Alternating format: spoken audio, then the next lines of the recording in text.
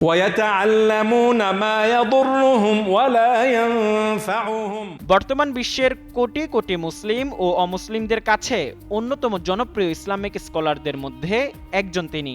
ধর্মীয় জ্ঞান, রসবোধ ও সম্প্রীতির বার্তার জন্য পরিচিত 51 বছর বয়সী এই স্কলার বিশেষ করে তরুণ প্রজন্মের কাছে অত্যন্ত জনপ্রিয় তিনি।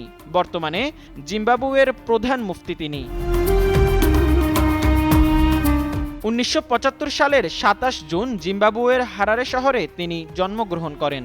বাবা শেখ মুসা মেঙ্কের 9 সন্তানের মধ্যে তিনি ছিলেন অষ্টম। তার বাবা হারারে সিটি সেন্টারের প্রধান মসজিদের অন্যতম সিনিয়র ইমাম ছিলেন। বাবার পথ অনুসরণ করে খুব ছোটবেলা থেকেই ধর্মীয় ও সাধারণ শিক্ষা সমান তালে শুরু করেন মুফতি মেঙ্ক।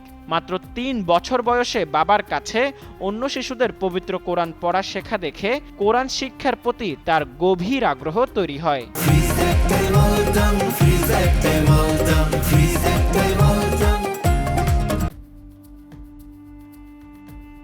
মুফতি মেঙ্ক ছোটবেলা থেকেই বেশ মেধাবী ছিলেন।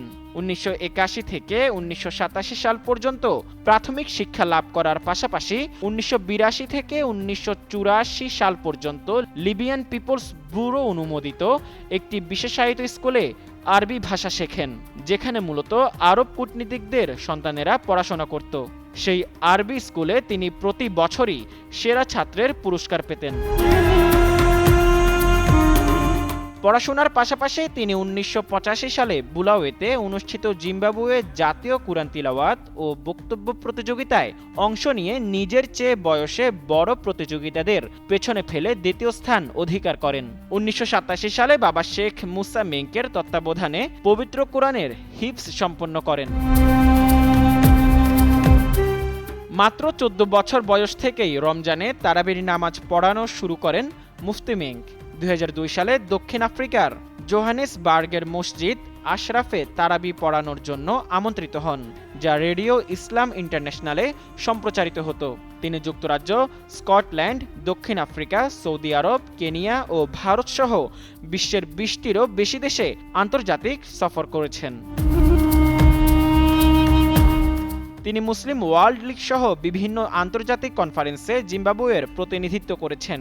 পাশাপাশি সমাজসেবা ও ধর্মীয় নির্দেশনায় অবদানের জন্য দুবাই, কাতার সহ বিভিন্ন আন্তর্জাতিক সংস্থা থেকে তিনি অসংখ্য পুরস্কার ও স্বীকৃতি পেয়েছেন।